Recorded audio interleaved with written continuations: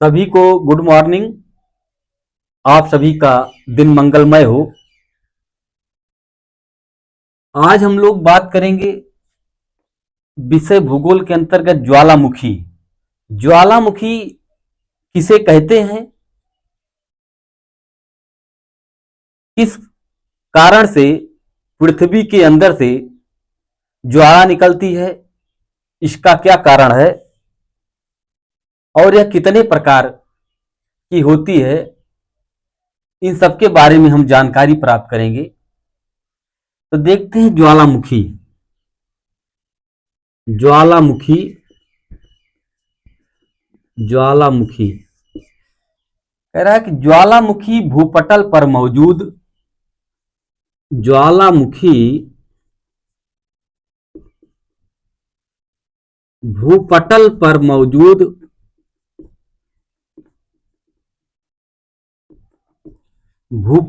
मौजूद वह प्राकृतिक छेद अथवा दरार है। वह प्राकृतिक छेद अथवा दरार है। वह प्राकृतिक छेद अथवा दरार है जिससे पृथ्वी के अंदर जिससे पृथ्वी के अंदर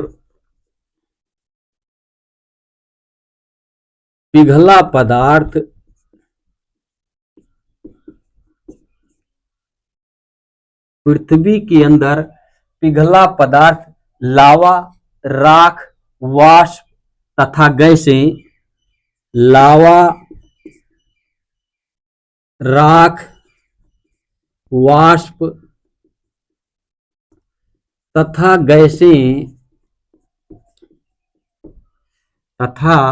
गैसें बाहर निकलती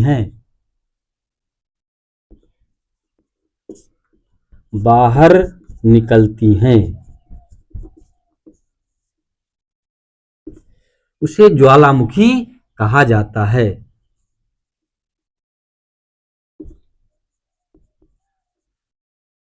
ज्वालामुखी कहते हैं। जैसे पृथ्वी के अंदर पिघला पदार्थ लावा, राख, वाष्प तथा गैस है जो बाहर निकलती हैं जिस छेद से, तो वो ज्वालामुखी कहलाता है। ज्वालामुखी यानी कि ये जब निकलते हैं तो ये सब गर्म होते हैं, ज्वाला की तरह होते हैं, आग की तरह, यानी कि आग के रूप में निकलते हैं, इसलिए इसको ज्वाला का आग होता है। दूसरी बात कह रहा है कि पृथ्वी के भीतर मौजूद पिघली पृथ्वी के भीतर मौजूद पिघली चट्टान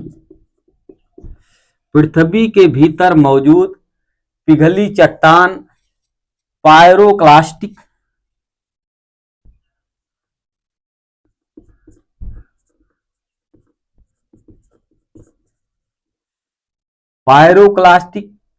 कचरा, तप्त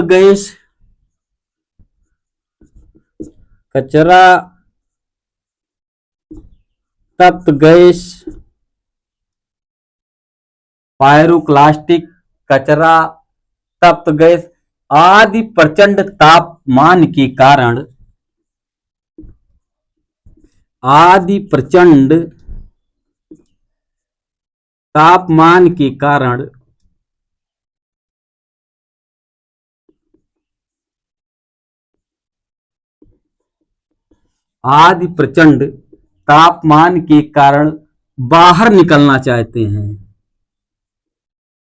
बाहर निकलना चाहते हैं। प्रचंड तापमान के कारण बाहर निकलना चाहते हैं। इसी क्रम में पृथ्वी की सतह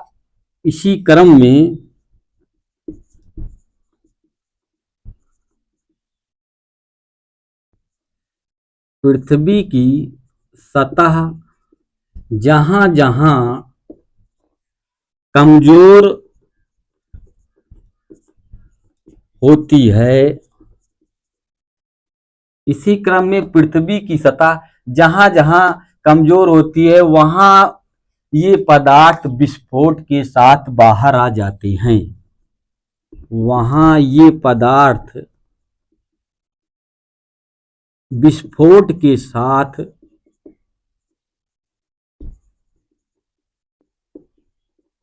बाहर आ जाते हैं, बाहर आ जाते हैं। यानी पृथ्वी के भीतर मौजूद जो पिघली चट्टान यानी पायरोक्लास्टिक, कचरा, तप्त गैस आदि प्रचंड अत्यधिक तापमान के कारण बाहर निकलना चाहते हैं। और निकलते कैसे हैं? इसी क्रम पृथ्वी की सतह जहां जहां कमजोर होती है वहां ये पदार्थ विस्फोट के साथ बाहर आ जाते हैं। ज्वालामुखी को अंग्रेजी में वोल्केनो कहते हैं। अंग्रेजी में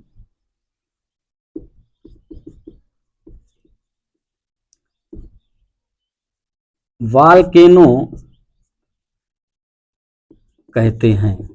अंग्रेजी में इसको वोल्केनो कहते हैं, जो रोमन सभ्यता के अग्निदेवता वोल्कन के नाम पर रखा गया है। देखते हैं ज्वालामुखी के प्रकार, कितने प्रकार हैं। ये तो था कि ज्वालामुखी किसे कहते हैं, कि ज्वालामुखी भूपटल पर मौजूद प्राकृतिक छेद अथवा दरार है जिससे पृथ्वी के अंदर पिघला पदार्थ, लावा, राख, वाष्प तथा गैसें बाहर निकलती हैं। अब ज्वालामुखी के प्रकार देखेंगे। ज्वालामुखी के प्रकार, तो ज्वालामुखी के मुख्यतः 3 प्रकार हैं। ज्वालामुखी के मुख्यतः 3 प्रकार हैं। नंबर 1 जागृत ज्वालामुखी, जागृत ज्वालामुखी या सक्रिय ज्वालामुखी। ज्वालामुखी या सक्रिय ज्वालामुखी, या सक्रिय ज्वालामुखी। नंबर 2 सुषुप्त ज्वालामुखी, सुषुप्त ज्वालामुखी। नंबर 3 शांत ज्वालामुखी या मृत ज्वालामुखी, या अमृत ज्वालामुखी।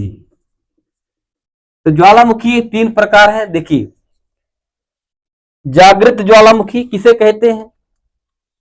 कह रहा है कि जागृत ज्वालामुखी में सदैव उद्गार होता रहता है, इसमें सदैव ज्वाला निकलती रहती है। लगभग इसकी संख्या 500 है। विश्व में लगभग इसकी संख्या 500 है। विश्व में लगभग जागृत ज्वालामुखी की संख्या 500 है। देखते हैं जागृत ज्वालामुखी।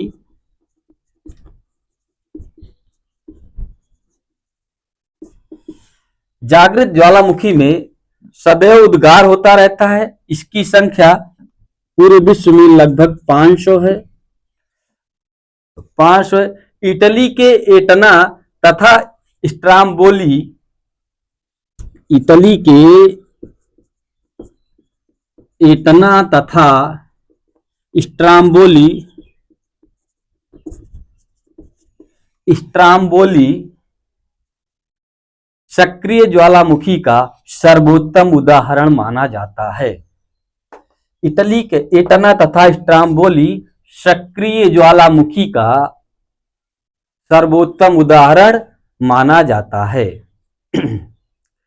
इसमें सदैव प्रज्वलित गैसें निकलती हैं जिससे आसपास का भाग प्रकाशित होता रहता है। इस ज्वालामुखी से भूमध्य सागर का, यानी कि ज्वालामुखी को, सक्रिय ज्वालामुखी को भूमध्य सागर का प्रकाश स्तंभ भी कहते हैं। भूमध्य सागर का प्रकाश स्तंभ भी कहा जाता है।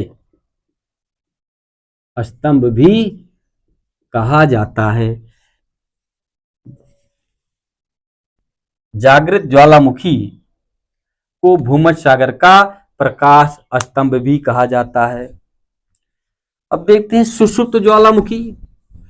सुषुप्त ज्वालामुखी, देखिए, सुषुप्त ज्वालामुखी वो ज्वालामुखी होती है कि जिसमें एक बार उद्गार होने के बाद फिर ऐसा मानना होता है कि शायद अब इसमें उद्गार नहीं होगा, ज्वाला नहीं निकलेगी, लेकिन ये जो है अचानक इसमें उद्गार हो जाता है, उसे प्रसुप्त ज्वालामुखी, सुषुप्त ज्वालामुखी कहा जाता है। सुषुप्त ज्वालामुखी में बीच बीच में उद्गार होता रहता है। इसका उदाहरण जैसे 1631, 1803, 1872,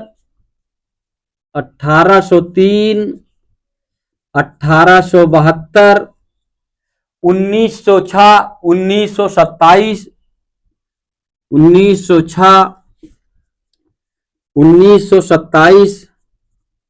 1928 तथा 1929 में उद्गार हुआ था।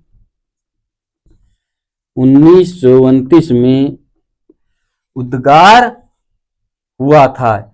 इसका प्रथम सर्वेक्षण प्लिनी ने किया था। किसने किया था? प्लिनी ने किया था। इसका सर्वप्रथम सर्वेक्षण प्लिनी ने किया। फिर इसके बाद जानते हैं शांत ज्वालामुखी किसे कहते हैं। शांत ज्वालामुखी,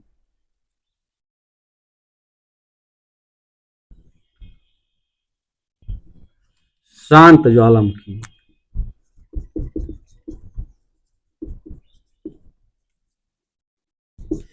शांत ज्वालामुखी वो ज्वालामुखी होती है जिनका एक बार उद्गार होने के बाद इसमें दोबारा उद्गार नहीं होता है, क्योंकि जहां पर उद्गार होता है वहां बाद में पानी भर जाता है अथवा झीलें बन जाती हैं, इसलिए इसको शांत ज्वालामुखी कहते हैं, मृत ज्वालामुखी कहते हैं, क्योंकि यहाँ एक बार उद्गार होने के बाद दोबारा इसमें उद्गार नहीं होता है। मैग्मा अथवा लावा किसे कहते हैं? मैग्मा या लावा किसे कहते हैं? मैग्मा अथवा लावा, मैग्मा, लावा।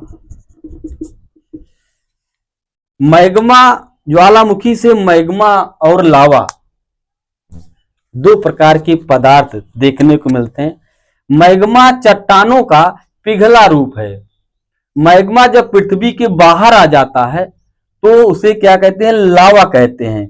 ये चट्टानों का पिघला रूप है, यानी कि मैग्मा जो होता है वो चट्टानों का पिघला रूप होता है जो तरल पदार्थ के रूप में पाया जाता है, और जब वो पृथ्वी के बाहर आ जाता है तो उसे लावा कहा जाता है। बाहर हवा में उड़ा हुआ लावा शीघ्र ही ठंडा होकर छोटे छोटे टुकड़ों में बदल जाता है, जिसे सिंडर बोलते हैं।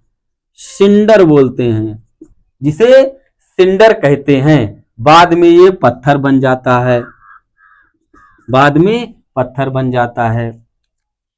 तो ये ज्वालामुखी की परिभाषा अथवा ज्वालामुखी के प्रकार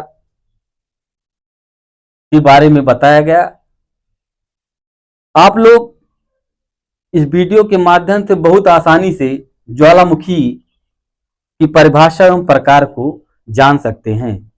तो आज की क्लास में सिर्फ इतना ही, लेकिन आप हमारे चैनल को जरूर सब्सक्राइब करिए, शेयर और लाइक करना ना भूलें। यही आप लोगों से उम्मीद भी की जाती है।